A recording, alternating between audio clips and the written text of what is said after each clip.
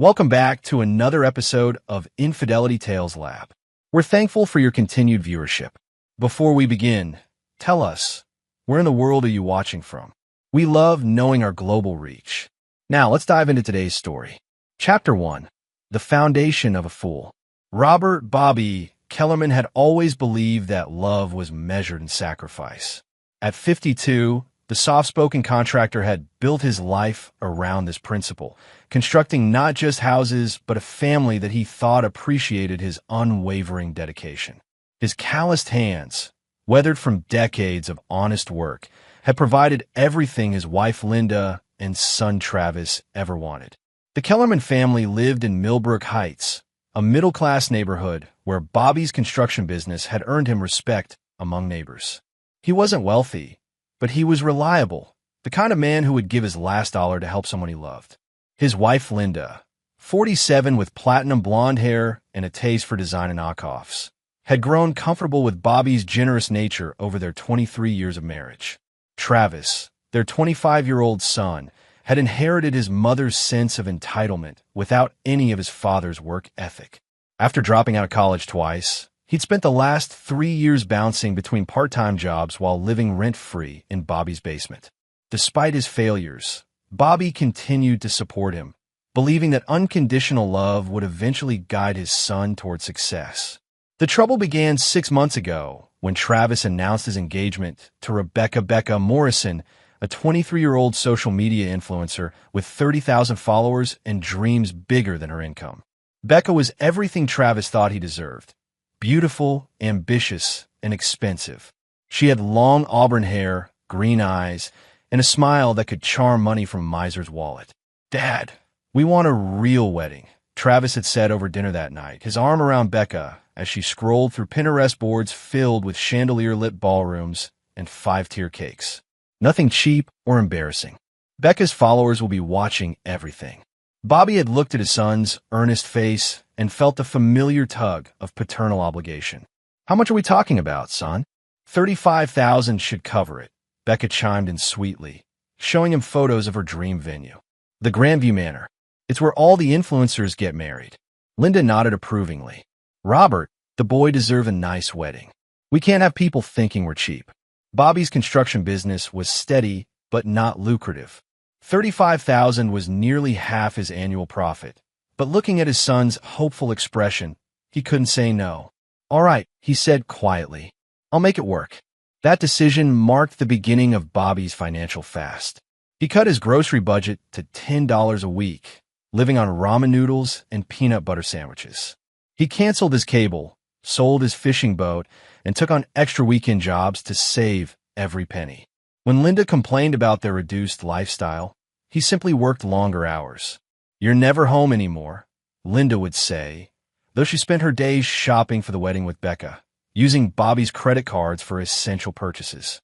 "I'm doing this for Travis," Bobby would reply, exhausted after 14-hour workdays. It's his big day. What Bobby didn't know was that his sacrifices had become a source of entertainment for his family. Linda had grown closer to Becca over the wedding planning, bonding over their shared view of Bobby as an endless ATM machine.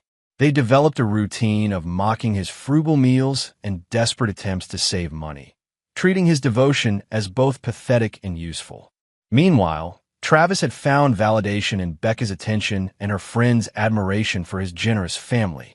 He never mentioned that his father was eating ramen while paying for their champagne dreams, preferring to let people assume the money came easily. Dr. Michael Hendricks entered the picture 3 months into the wedding planning. The 40-year-old orthopedic surgeon was Linda's new patient.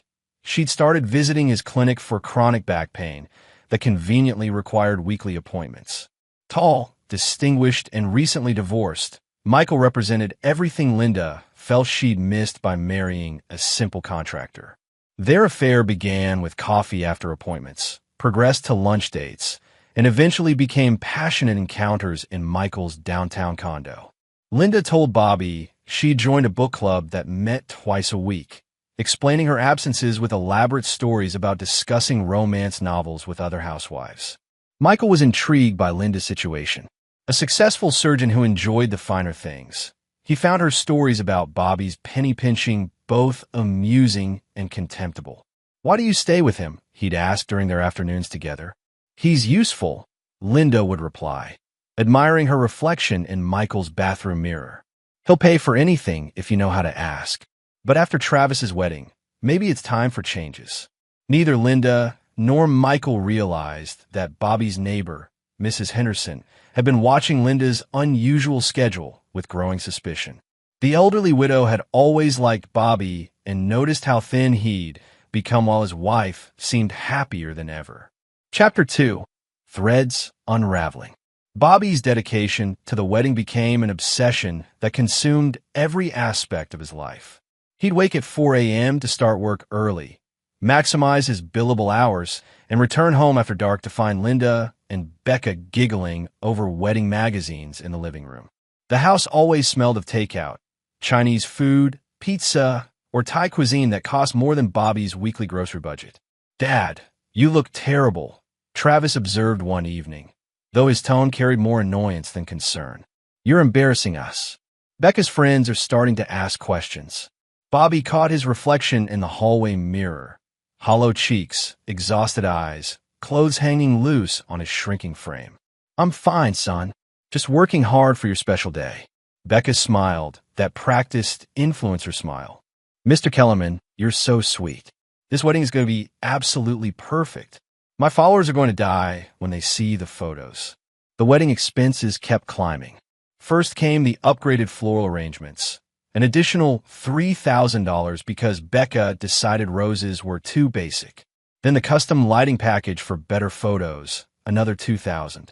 Each new expense meant more ramen dinners and longer workdays for Bobby.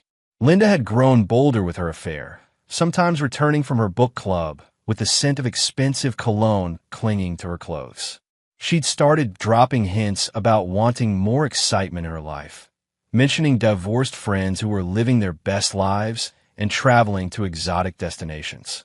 "Maybe after the wedding, we should think about taking a cruise," she suggested one night as Bobby calculated their debt on his laptop. "Linda, we'll be broke for years after this wedding," Bobby replied without looking up. "Maybe when business picks up." She sighed dramatically. "You never want to do anything fun anymore, Robert. It's like you've given up on living." Meanwhile, Travis and Becca had settled into their roles as entitled royalty. They'd moved their planning sessions to coffee shops and restaurants, using Bobby's credit cards to fund their daily outings while discussing their future with casual cruelty.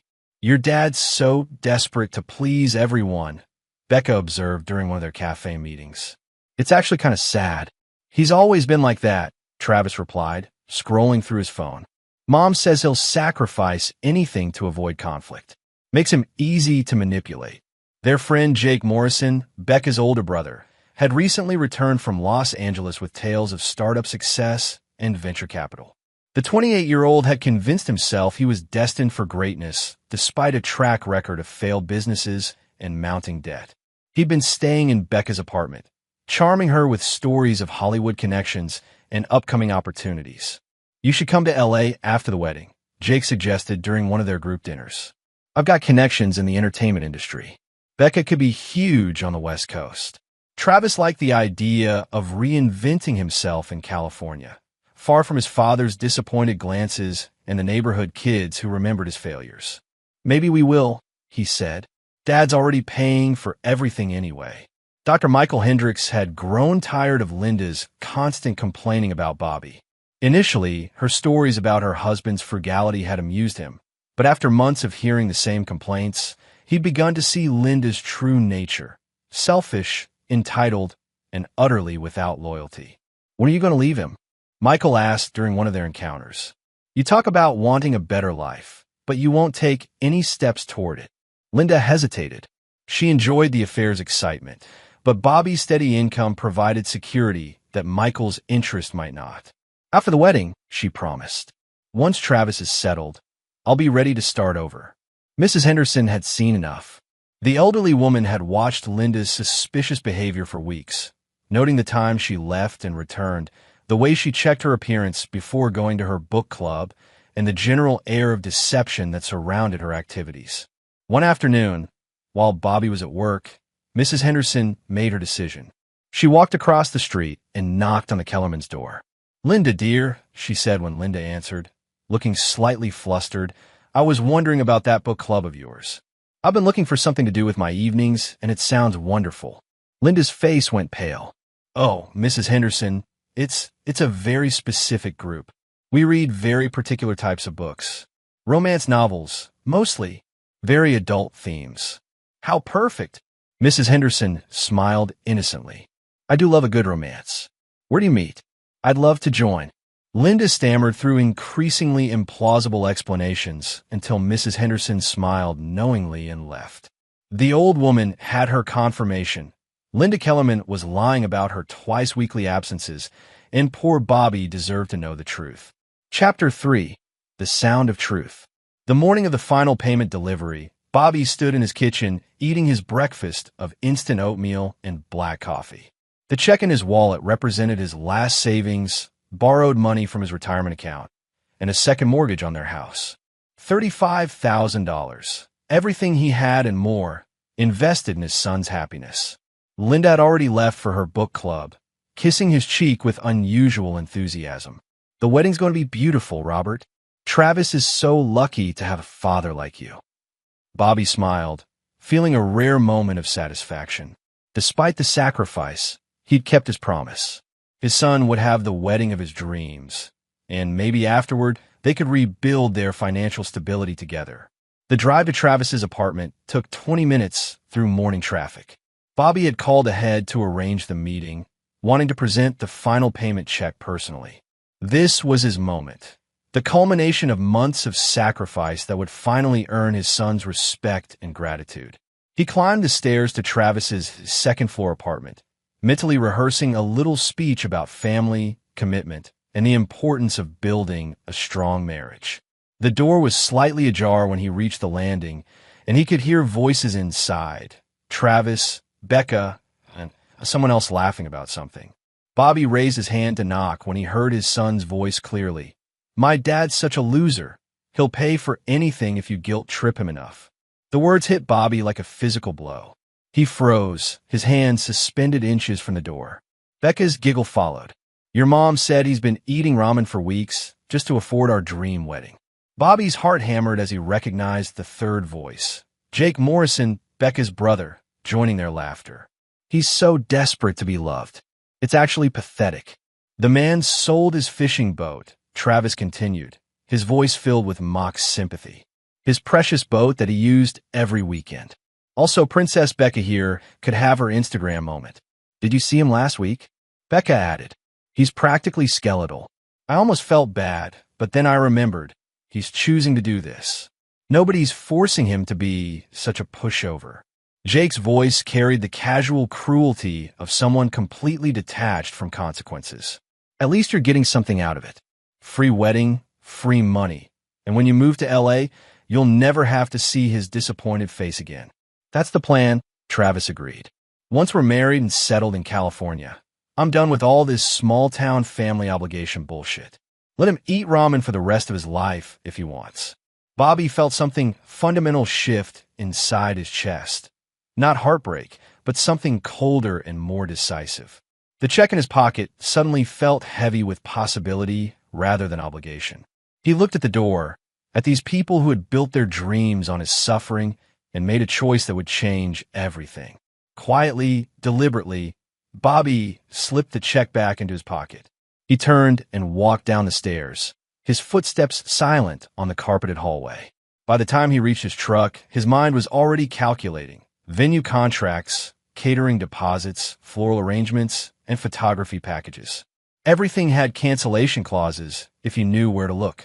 Bobby drove directly to Grandview Manor, where the wedding coordinator, Patricia Wells, greeted him with professional enthusiasm. "Mr. Kellerman, so wonderful to see you. We're all excited about Travis and Becca's big day next month." "About that," Bobby said calmly, "I need to cancel everything." Patricia's smile faltered. "Cancel? But the wedding is in 4 weeks. We've already begun preparations and the deposits." "Check the contract," Bobby interrupted, pulling out his copy of the agreement. "Section 12, subsection 4.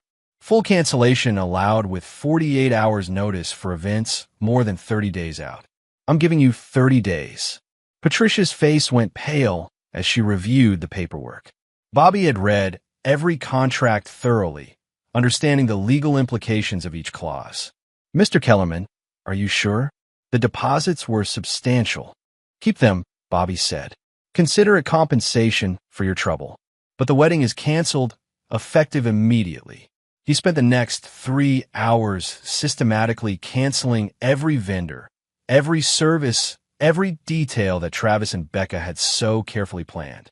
The florist, the photographer, the caterer, the band.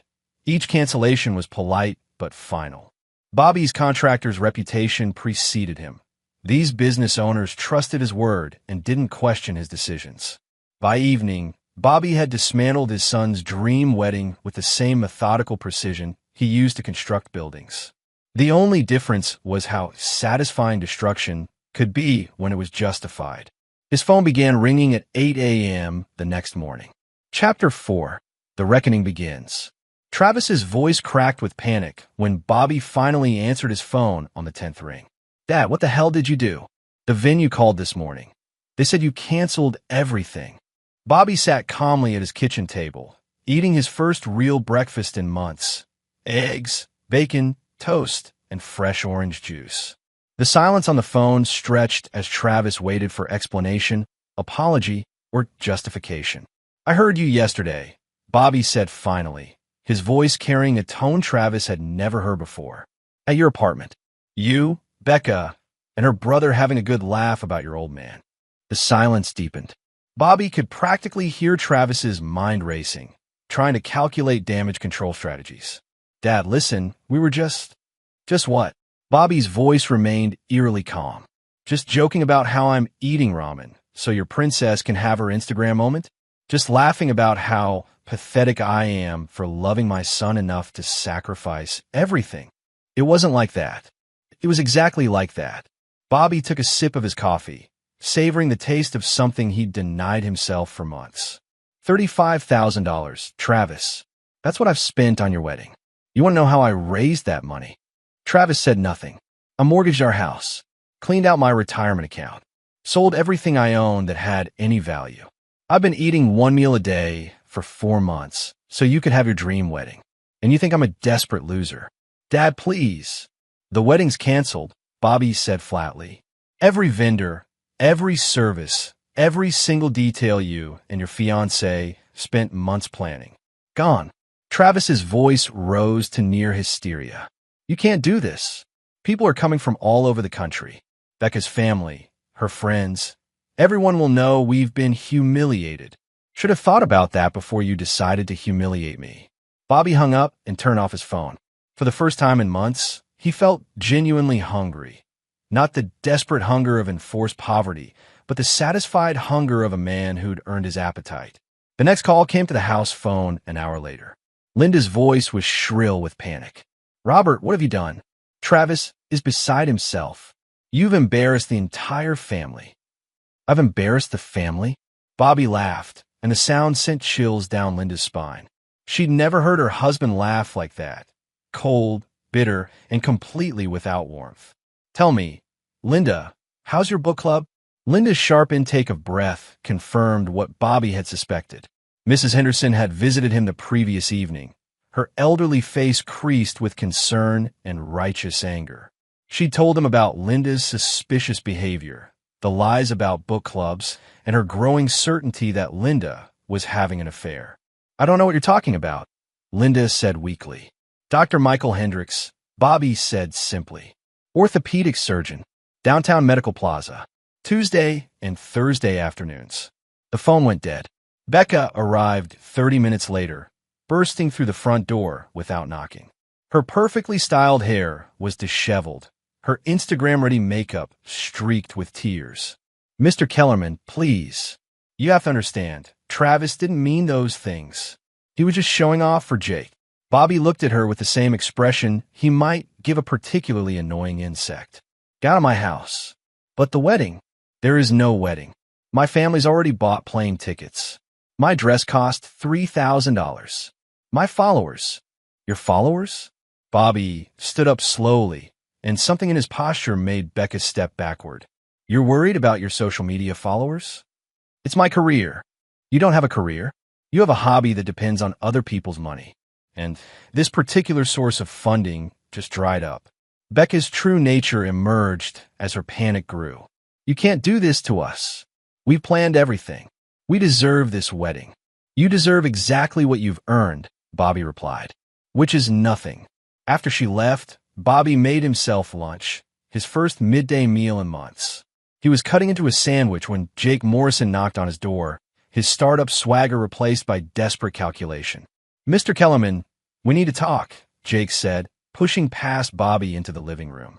This situation has gotten out of hand. Has it? Look, I understand you're upset, but you're making a mistake. Becca and Travis love each other, and you're destroying their happiness over some stupid misunderstanding. Bobby studied Jake Morrison, the failed entrepreneur who'd convinced his sister she deserved a $35,000 wedding funded by a man he'd called pathetic. Tell me about Los Angeles, Jake. Tell me about these business opportunities you're promising my son. Jake's confidence flickered. Well, things are still developing. How much money do you owe? What? Simple question. How much money do you currently owe to various creditors? Jake's face went red. That's none of your business. It became my business when you started planning to take my son to California based on your connections. So I'll ask again, how much money do you owe? 17,000, Jake mumbled. Credit cards? Mostly. Any actual job prospects in Los Angeles? Jake's silence answered the question. Get out, Bobby said quietly. And take your sister and my son with you when you leave town. I don't want to see any of you again. You're making a huge mistake, Jake threatened. Becca has influence. She can make your life very difficult. Bobby smiled then, and Jake Morrison felt something primitive and frightening in that expression. Son, I've spent 4 months eating ramen noodles while watching my family spend my money and mock my sacrifice. My wife is cheating on me with a surgeon. My son thinks I'm a pathetic loser, and his fiancée considers me an ATM machine. Exactly what part of my life do you think you can make more difficult? Jake left without another word. Chapter 5. The Doctor's Dilemma. Dr. Michael Hendricks was finishing his morning surgery when his phone buzzed with an urgent text from Linda. Bobby knows. Need to talk immediately. Michael's hands remained steady as he completed the final sutures, but his mind raced through implications. He'd always known the affair carried risks, but Linda had assured him that Bobby was too passive and devoted to ever suspect anything. The surgeon prided himself on calculated decisions, and this situation was rapidly spinning beyond his control. Linda was waiting in his office when he finished with his patients, her usual composure replaced by barely contained panic. He knows about us, she said without preamble, and he's canceled Travis's entire wedding. How much does he know? Michael asked, already calculating damage control strategies. Everything. The book club story, your name, even your clinic location. Someone must have been watching me. Michael poured himself a scotch from the bar card in his office, not offering one to Linda. His recent divorce had cost him dearly, and another scandal could devastate his practice. Most of his patients were middle-aged women who expected their orthopedic surgeon to embody stability and respectability. What exactly do you want from me, Linda? The question caught her off guard. I want us to figure this out together. We need to manage Bobby, convince him to— No, Michael interrupted. What you need is to go home and salvage your marriage. This was always supposed to be temporary. Linda stared at him. Temporary? You said you loved me. I said a lot of things, but I'm not destroying my practice over someone else's marital problems. Someone else's marital problems? Linda's voice rose dangerously. We've been together for 3 months. We've talked about me leaving Bobby, about us having a future together. Michael finished his scotch and straightened his tie. Linda, you're an attractive woman, and we've had some pleasant times together. But I never promised you anything permanent. You're married, you have a family, and frankly, your husband sounds like a decent man who doesn't deserve what you've been doing to him. Linda felt the ground shifting beneath her feet. In her fantasies, Michael would rescue her from her mundane life with Bobby, providing the excitement and luxury she felt she deserved. The reality of his dismissal was devastating. "You can't just abandon me now," she pleaded. "Bobby will divorce me. I'll have nothing." "Then you should have thought about that before you started lying to your husband." Michael moved toward his office door, clearly ending the conversation. "I have patience to see." After Linda left, Michael made 2 phone calls. The first was to his lawyer, informing him about potential complications from the affair. The second was to his clinic's reputation management consultant, a necessary precaution in his profession. Meanwhile, Bobby was implementing the second phase of his plan. He drove to the office of Patricia Wells, the wedding coordinator, carrying a folder of documents. "Mr. Kellerman," Patricia said nervously, "I hope you're not here to change your mind about the cancellation. We've already notified all the vendors." "I'm not here about the wedding," Bobby interrupted. "I'm here about a business proposition." Patricia looked confused. "Business proposition?"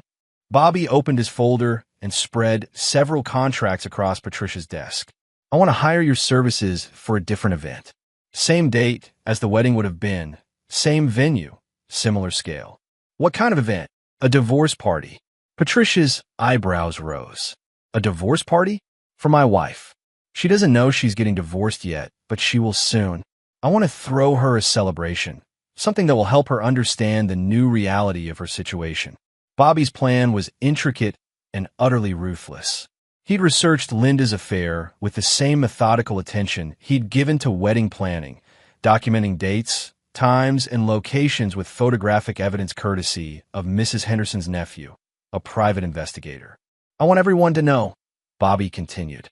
"Everyone who was invited to the wedding, everyone in Linda's social circle, everyone who watched my family treat me like a fool for the past 4 months. They'll all receive invitations to Linda's divorce celebration." Patricia was both horrified and fascinated. "Mr. Kellerman, are you sure about this? It seems quite vengeful." "Ma'am, vengeful would be burning down their house. This is just public education. The invitations were works of art." Bobby had hired a graphic designer to create elegant cards that looked like wedding announcements at first glance. Only closer inspection revealed the true message. "Robert Kellerman requests the pleasure of your company at a celebration honoring the end of his marriage to Linda Kellerman, whose affair with Dr. Michael Hendricks has provided the entertainment and inspiration for this joyous occasion." The details were meticulously planned. Instead of a wedding cake, there would be a divorce cake decorated with broken hearts and wedding rings. Instead of wedding favors, guests would receive small picture frames containing photos of Linda entering and leaving Michael's medical building. Instead of wedding toasts, Bobby planned to give a speech detailing his months of sacrifice and his family's betrayal. "This is quite elaborate," Patricia observed, reviewing the plans. "And expensive. I've got $35,000 that was supposed to go to a wedding," Bobby replied. "Might as well put it to good use." That evening, Travis arrived at Bobby's house with Jake Morrison in tow. Both young men looked haggard, their earlier arrogance replaced by desperate confusion.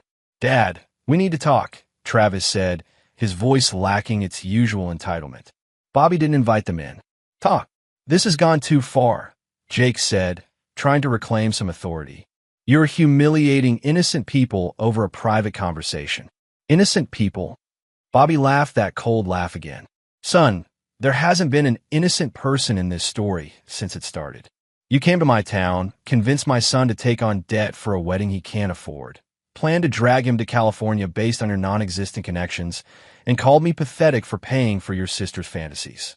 "We can fix this," Travis interjected. "I'll apologize. We'll scale back the wedding." "There is no wedding," Bobby said flatly. "And there's no fixing this. You showed me who you really are, and I believe you." Jake stepped forward aggressively. "You're making a mistake, old man. Becca has connections, influence." Bobby's expression didn't change, but something in his stillness made Jake stop talking. "Let me explain something to you boys," Bobby said quietly. "I've spent my entire adult life building things. Houses, businesses, relationships. I know exactly how things are constructed, and I know exactly how to tear them down. Your sister's influence is 30,000 followers who don't know her real name. My influence is 25 years of business relationships in this town." He paused, letting that sink in. "Jake, your credit score is 487. You owe $17,000 across 6 credit cards and have been evicted from 2 apartments in Los Angeles. Travis, you've never held a job for more than 8 months, and your employment history reads like a catalog of failure. Becca's Instagram income last year was $1,400. Both young men stared at him. So when you talk about connections and influence, remember that I actually have both. And unlike your family, I know how to use them. Travis tried one last appeal. Dad, I'm your son. Bobby looked at his son, really looked at him for what felt like the first time in years. No, Travis. My son died yesterday when I heard him call me a pathetic loser. You're just someone who happens to share my DNA and my last name. For now. Chapter 6, The Social Media Storm. Becca Morrison's Instagram account had become her identity, her career, and her entire sense of self-worth over the past 3 years. Her 30,000 followers represented validation, opportunity, and she convinced herself, genuine influence. The canceled wedding wasn't just a personal disappointment. It was a professional catastrophe that threatened to expose the carefully constructed illusion of her lifestyle. She'd spent the night after Bobby's cancellation crafting the perfect social media response, trying to spin the disaster into sympathy and engagement. Her post featured a tear-streaked selfie with dramatic lighting and a caption about toxic family members and overcoming obstacles. The response was immediate, but not what she'd expected. Comments ranged from supportive to skeptical to downright hostile. Several followers had done basic research and discovered inconsistencies in Becca's story. Others questioned why a woman with supposedly substantial social media income needed her fiancé's father to pay for her wedding. The situation escalated when Bobby's friend Charlie Wu, a local contractor with his own modest social media following, posted a response that went viral within their community. Charlie had watched Bobby's physical deterioration during the wedding planning and felt compelled to share the truth. Some of y'all might have seen posts about a toxic father ruining his son's wedding. Charlie wrote, "Let me tell you about Bobby Kellerman. This man has been eating 1 meal a day for 4 months, sold everything he owned, and mortgaged his house to pay for his son's wedding. Then he overheard his son and future daughter-in-law calling him a pathetic loser for making these sacrifices. Y'all can judge for yourselves who's toxic in this situation." Charlie included photos of Bobby from 6 months earlier, healthy, smiling, proud, contrasted with recent pictures showing his dramatic weight loss and exhaustion. The post was shared hundreds of times within hours, reaching far beyond Millbrook Heights into surrounding communities. Becca watched her follower count drop by 2,000 in a single day. Worse, local businesses began distancing themselves from her brand. The boutique clothing store that had sponsored her outfits posted a statement ending their partnership. The restaurant where she'd hosted sponsored reviews quietly removed her tagged photos. Jake Morrison, meanwhile, was discovering that his sister's social media crisis was only the beginning of his problems. His landlord in Los Angeles had begun eviction proceedings, and his credit card companies were demanding payment on overdue accounts. His plan to use Travis and Becca's wedding as an opportunity to network and potentially secure investment had collapsed, leaving him stranded in a small town with mounting debts and no prospects. Dr. Michael Hendricks received his first glimpse of Bobby's true nature when 3 of his patients canceled appointments in a single morning. All 3 were wives of men who worked in Bobby's professional network, contractors, suppliers, and business owners who comprised a significant portion of the local economy. "I think it would be best if I found another orthopedic surgeon," Mrs. Patterson explained when Michael's receptionist called to confirm her appointment. "My husband works with Bobby Kellerman, and we feel there might be a conflict of interest." Michael initially dismissed the cancellations as coincidence, but by the end of the week, he'd lost 12 regular patients. His receptionist reported that new appointment requests had slowed to a trickle, and several referring physicians had quietly redirected their patients to other specialists in neighboring towns. Bobby hadn't made any direct threats or public accusations against Michael. He hadn't needed to. In a community where reputation was everything and business relationships were built on trust, the simple knowledge that Dr. Hendricks had betrayed a respected local businessman was enough to erode confidence. Linda found herself isolated in ways she'd never anticipated. Her social circle, largely composed of other contractors' wives and local business owners' spouses, began excluding her from their usual activities. Coffee dates were canceled, book club invitations, the real ones, stopped arriving, and conversations at the grocery store became awkwardly brief. The divorce papers arrived on a Thursday morning, delivered by a process server while Linda was still in her robe. The documents were comprehensive and devastating, detailing not only Bobby's intent to end their marriage, but also his complete financial documentation of Linda's affair. Bobby had been meticulous in his preparation. Bank records showed Linda's increased spending during the affair period, including purchases at expensive restaurants and boutique stores that far exceeded their usual budget. Phone records documented hundreds of calls and texts to Michael's number. Credit card statements revealed charges at hotels and spas on dates when Linda claimed to be at book club meetings. Most damaging was the private investigator's report, complete with photographs of Linda entering and leaving Michael's condo, detailed timelines of her activities, and sworn statements from witnesses, including Mrs. Henderson and several neighbors who had noticed Linda's suspicious behavior. Travis received his own package that same afternoon, an eviction notice from Bobby's house and a formal demand for repayment of all money provided for wedding expenses. Bobby's lawyer had structured the demand carefully, noting that since no wedding had occurred, the funds constituted loans rather than gifts, making them legally recoverable. The young man who had lived rent-free in his father's basement for 3 years suddenly faced the reality of supporting himself without any financial safety net. His part-time job at a sporting goods store provided barely enough income for basic expenses, let alone apartment rent and the debt Bobby was demanding. Becca's family situation grew more complicated when her parents drove up from Florida after hearing about the canceled wedding. Frank and Dorothy Morrison were retired middle-class people who had never approved of their daughter's social media career or her expensive tastes. $35,000? Frank Morrison asked incredulously when Becca explained the situation. You expected some man you barely knew to spend $35,000 on your wedding. It wasn't just for me, Dad, Becca protested. It was for Travis, too, and his family wanted. His family wanted him to have a nice wedding. Dorothy interrupted. They didn't want you to bankrupt them for Instagram photos. Frank Morrison was a retired electrician who understood the value of money and the cost of manual labor. The idea that his daughter had not only accepted such an extravagant gift, but had mocked the man providing it went against everything he'd tried to teach her about character and gratitude. You're coming home with us, Frank declared. This social media nonsense is over. You're going to get a real job and learn some respect for people who work for their money. Becca's protests fell on deaf ears. Her parents had seen enough of her entitled behavior and were determined to correct course before it was too late. The final blow to Becca's social media empire came when several of her followers began investigating her background more thoroughly.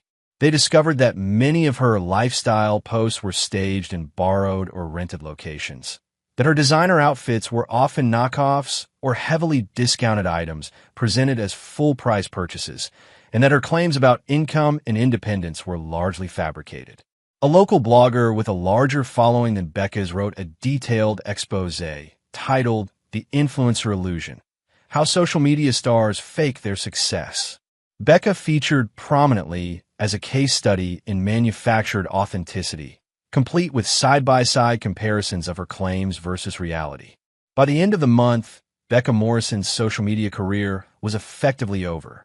Her follower count had dropped below 15,000, her engagement rates had plummeted, and no legitimate businesses were willing to associate with her brand. As Bobby watched the systematic collapse of his betrayers' lives, he felt no satisfaction, only the cold completion of necessary work. Like demolishing a building that had become structurally unsound, the destruction was thorough, methodical, and irreversible. Chapter 7: The Divorce Celebration. The invitations to Bobby's divorce celebration were delivered exactly 4 weeks after he'd canceled the wedding, arriving in mailboxes throughout Millbrook Heights and the surrounding community. The elegant cardstock and sophisticated design initially fooled many recipients into thinking they were receiving wedding announcements, making the actual message even more shocking. Patricia Wells had initially resisted Bobby's unconventional request, but his calm determination and complete financial commitment had eventually won her over. The event planning industry thrived on memorable occasions, and Bobby's divorce party would certainly be unforgettable. The venue was the same Grandview Manor that would have hosted Travis and Becca's wedding. Bobby had requested minimal decorative changes from the original wedding plan, wanting guests to recognize exactly what celebration they were attending instead. The floral arrangements remained elegant, but were now composed entirely of funeral flowers, lilies, chrysanthemums, and roses in stark white and deep purple. Instead of wedding favors, each table's setting included a small silver frame containing one of the private investigators' photographs of Linda entering Dr. Hendricks' condo. The images were tastefully composed, but unmistakably incriminating, showing Linda checking her appearance in the building's lobby mirrors and looking around cautiously before entering. The guest list was comprehensive and carefully curated. Everyone who had been invited to the wedding received an invitation to the divorce celebration, along with additional recipients from Bobby's professional network, Linda's social circles, and the broader community. Local business owners, city council members, church congregations, and social clubs all received formal invitations to witness Linda Kellerman's public accounting. Word of the unusual event spread quickly through Millbrook Heights. Some people were appalled by Bobby's public vindictiveness. Others were fascinated by the dramatic turn of events, and many were simply curious to see how the situation would unfold. Linda received her invitation via certified mail, along with a note from Bobby. "Since you enjoyed celebrating behind my back, I thought you might appreciate celebrating in front of everyone." Dr. Michael Hendricks' invitation was delivered to his medical office, causing considerable gossip among his staff. The sophisticated-looking envelope had prompted his receptionist to open it, assuming it was a professional event, only to discover the shocking contents that quickly became the talk of the entire medical building. Travis found his invitation slipped under the door of the cheap motel room where he'd been staying since Bobby evicted him from the family home. His father had included a personal note. "Your presence is requested but not required. I thought you might enjoy seeing the conclusion of a situation you found so amusing." On the evening of the celebration, Bobby arrived at Grandview Manor wearing his best suit, the same one he'd planned to wear to his son's wedding. He'd gained back 15 pounds over the past month, and his face had regained some of its natural color and vitality. For the first time in months, he looked like a man in control of his circumstances.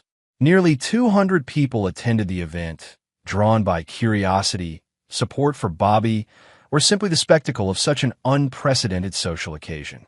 The local newspaper sent a reporter, and several attendees discreetly documented the evening on their phones, ensuring that the story would spread far beyond Millbrook Heights.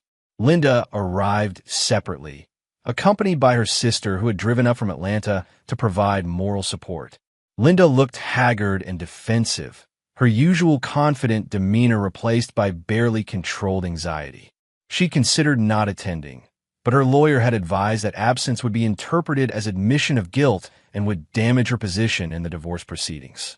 Dr. Hendricks did not attend, having left town 3 days earlier for what his office described as an extended medical conference. His absence was noted by many and interpreted as confirmation of his guilt. Bobby took the podium at 8 o'clock, after dinner had been served and the assembled guests had settled into the surreal atmosphere of celebrating the end of a marriage. His speech was neither angry nor emotional, but rather methodical and devastating in its completeness. "Thank you all for coming to celebrate this important milestone," he began, his voice carrying clearly through the elegant ballroom. "Many of you are planning to attend a wedding here tonight, celebrating the marriage of my son Travis to Rebecca Morrison. Instead, we're here to celebrate the end of my marriage to Linda." The room was absolutely silent. For those who might be wondering why we've gathered for such an unusual occasion, let me explain. 4 months ago, I committed to spending $35,000 on my son's wedding. That money represented my life savings, my retirement fund, and a second mortgage on our family home. Bobby paused, letting the financial magnitude sink in with the audience. "I worked 14-hour days, 7 days a week, to earn that money. I ate one meal a day, sold my possessions, and sacrificed every comfort to ensure my son could have the wedding of his dreams.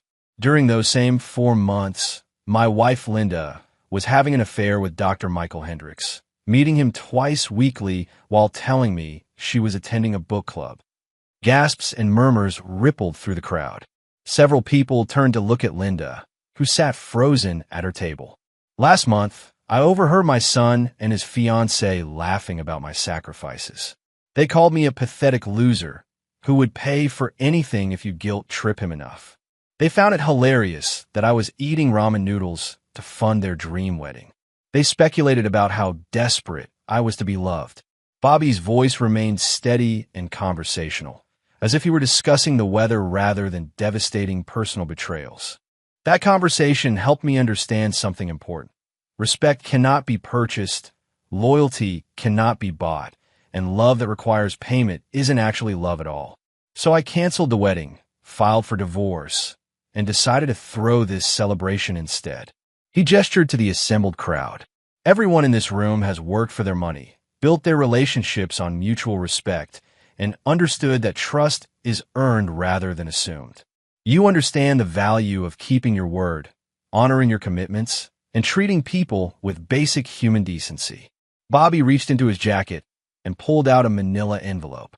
In this envelope are copies of the private investigator's report documenting Linda's affair, including photographs, bank records showing her increased spending during the affair period, and phone records documenting hundreds of calls and texts to her lover.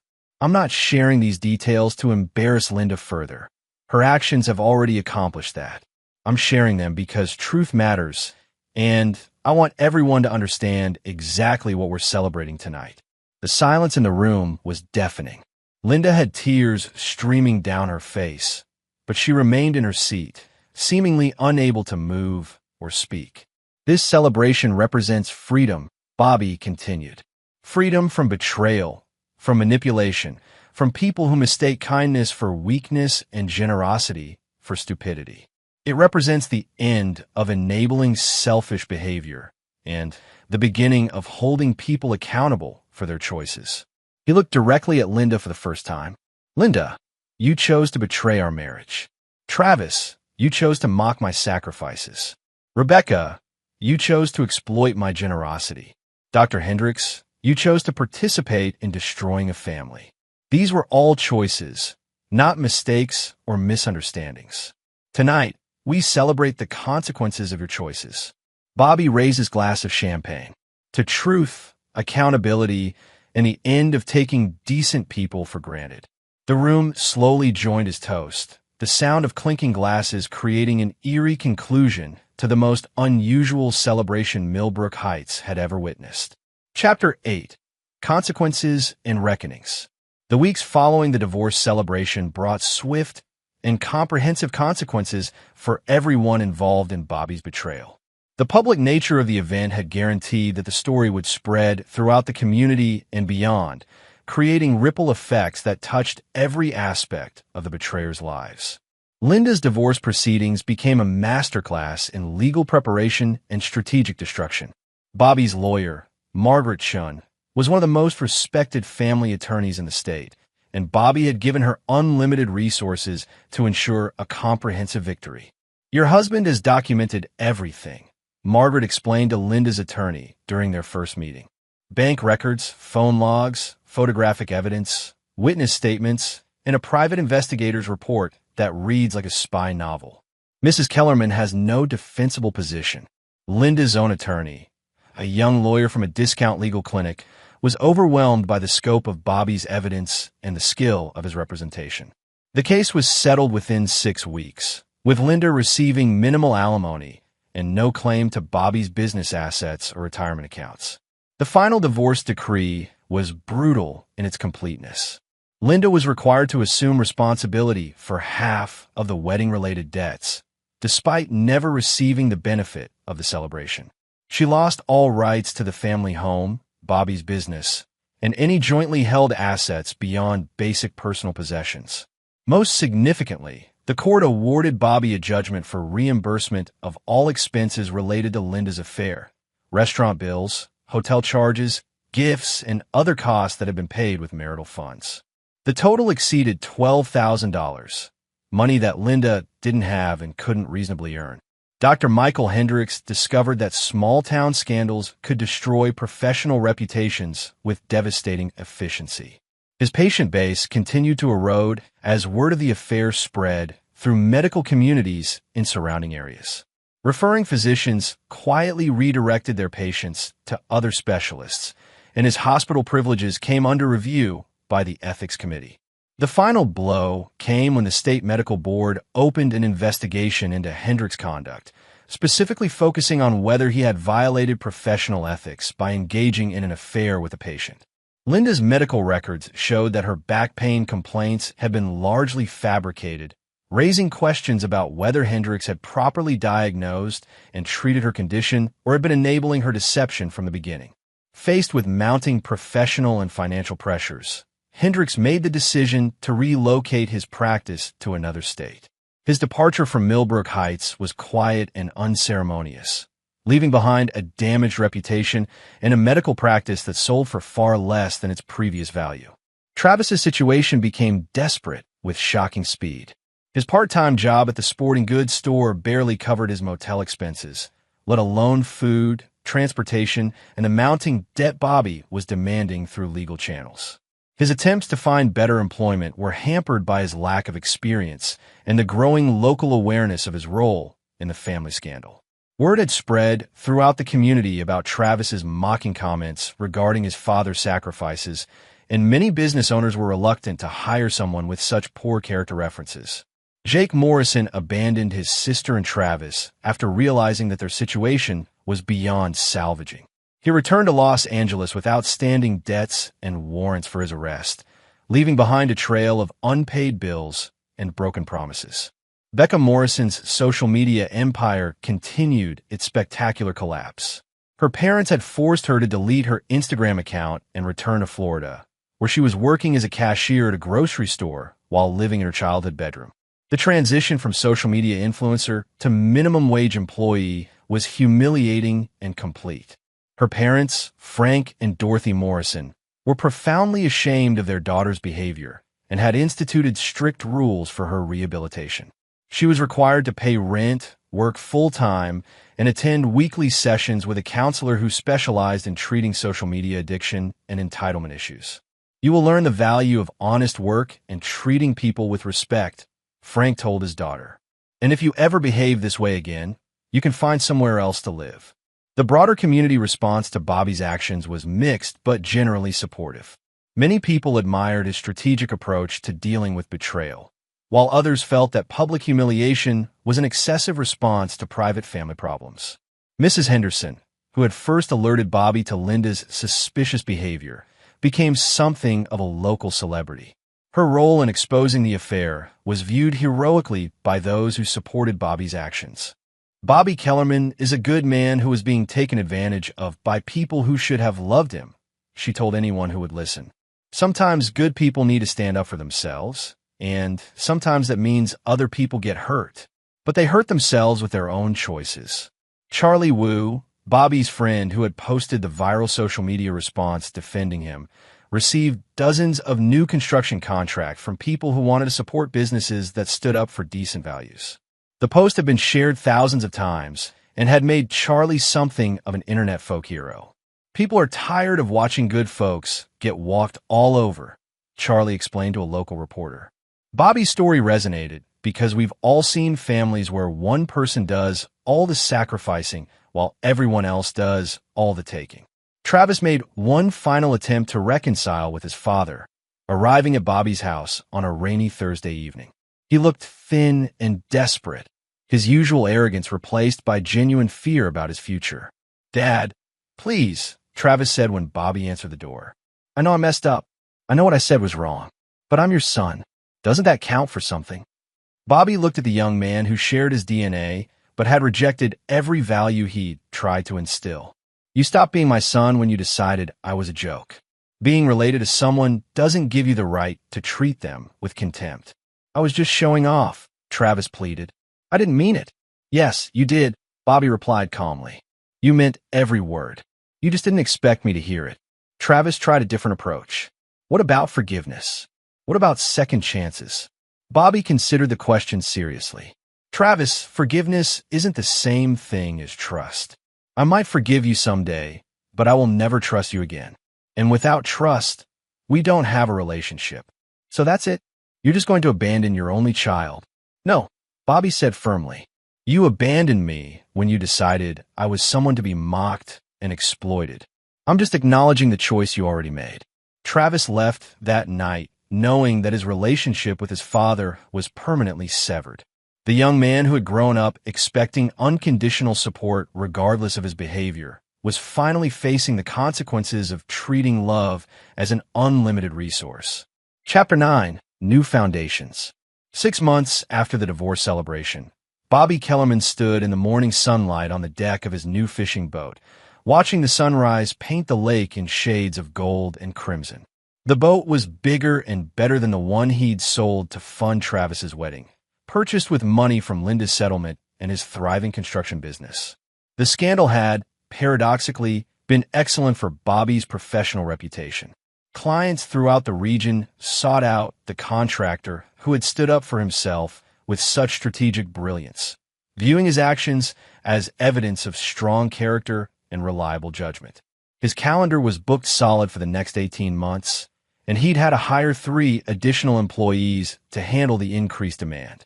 Bobby's physical health had recovered completely from the months of sacrifice and stress. He'd regained the weight he'd lost, started exercising regularly, and looked younger than he had in years.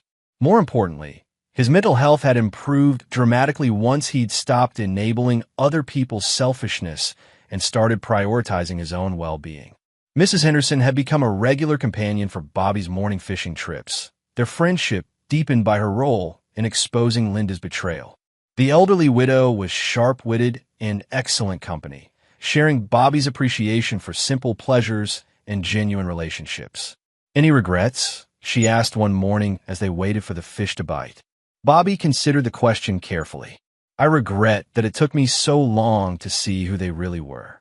I regret enabling their behavior for as long as I did. But I don't regret how it ended. Linda had moved to another state after the divorce was finalized, unable to rebuild her reputation in Millbrook Heights. Her sister had provided temporary housing, but their relationship was strained by Linda's financial dependence and continuing refusal to accept responsibility for her choices.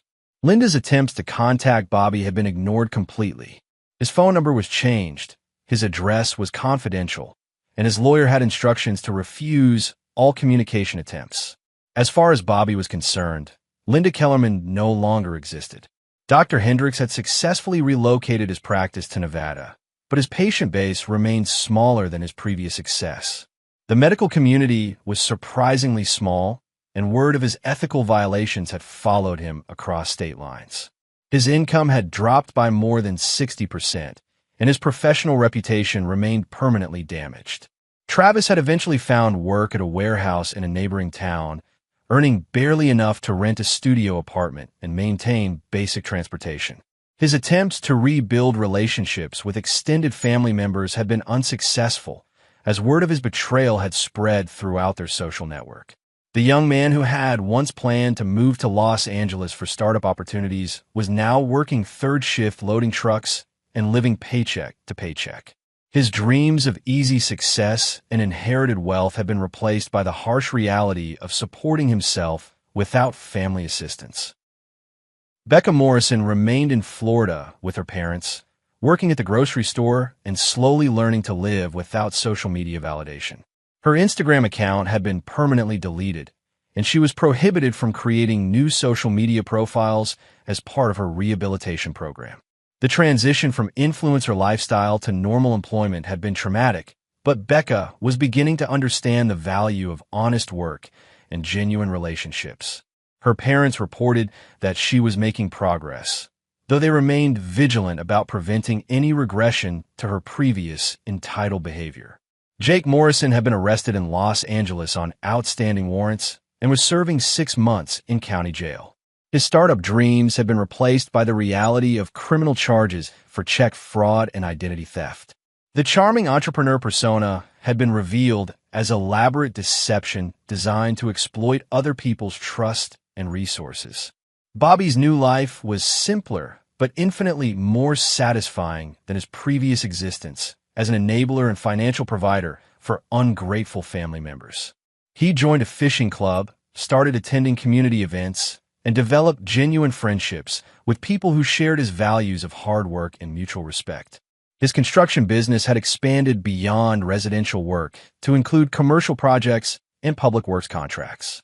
The reputation he'd built through decades of honest work, combined with the public support he'd received after standing up to his betrayers, had opened doors to opportunities he'd never previously considered.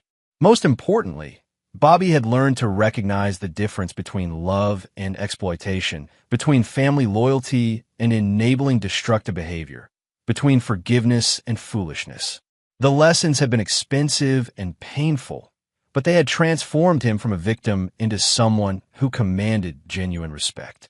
One evening, while reviewing blueprints for a new community center project, Bobby received a phone call from an unknown number. When he answered, Travis's voice was barely recognizable, hoarse, desperate, and broken. "Dad, I need help," Travis said without preamble. "I lost my job, I'm being evicted, and I don't have anywhere else to turn." Bobby listened silently as his former son detailed the cascade of failures that had brought him to this desperate point. Travis had been fired from the warehouse for attendance problems, fallen behind on rent, and exhausted all other potential sources of assistance. "I know you hate me," Travis continued, "but I'm your son. I need you to help me one more time."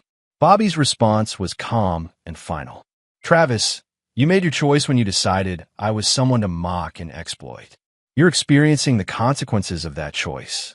I hope you learn from them, but I won't interfere with the lessons you need to learn." "You can't just let me become homeless," Travis pleaded. "I'm not making you homeless," Bobby replied. "Your choices made you homeless. The difference is important."